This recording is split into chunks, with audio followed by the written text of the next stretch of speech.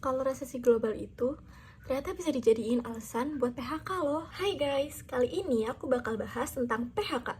Pasti kalian tahu dong PHK itu apa? PHK itu pengakhiran hubungan kerja karena suatu hal yang mengakibatkan berakhirnya hak dan kewajiban antara pekerja dan pengusaha. Untuk melakukan suatu PHK, harus melalui prosedur yang ketat sesuai dengan UU Ketenagakerjaan dan putusan pengadilan hubungan industrial. Dalam hal ini, aku bakal bahas studi kasus mengenai PHK akibat resesi global. Ternyata di Indonesia ada perusahaan yang pernah melakukan PHK terhadap 800 karyawan secara bertahap loh. Kalian tahu nggak itu perusahaan apa? Namanya perusahaan PT Global Garment Indonesia. PT Global Garment Indonesia adalah perusahaan ekspor-impor pakaian jadi yang beroperasi di Jawa Tengah dan mempekerjakan sekitar 1.500 pekerja. Mereka bergantung pada pasar ekspor, khususnya ke Amerika dan Eropa. Tapi pada akhir tahun 2022 sampai awal tahun 2023, permintaan dari dua kawasan tersebut menurun drastis gara-gara resesi global.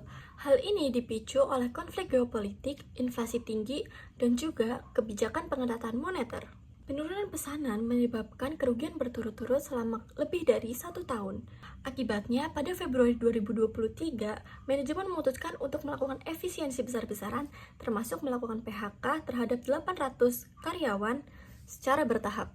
Ada 3 alasan mengapa perusahaan melakukan PHK ini. Yang pertama, yaitu adanya penurunan pesanan ekspor lebih dari 50% selama 12 bulan terakhir. Yang kedua, kerugian finansial yang tercatat selama 4 kuartal berturut-turut. Yang terakhir, yaitu tidak adanya dukungan keuangan atau pesanan tetap dari klien utama di luar negeri. Sesuai dengan prosedur PHK, Pengadilan Hubungan Industrial Semarang menyatakan bahwa PHK yang dilakukan oleh perusahaan sah karena perusahaan mampu membuktikan kerugian dan penurunan produksi akibat resesi global. Namun, majelis hakim memutuskan bahwa perusahaan tetap wajib membayar pesangon penuh kepada pekerja sesuai dengan ketentuan PP nomor 35 tahun 2021 karena tidak adanya bukti kebangkrutan atau status force majeure total. Dalam putusan pengadilan, PT Global Garment Indonesia wajib membayar uang pesangon, uang penghargaan masa kerja, dan uang penggantian hak kepada 800 pekerja yang di PHK.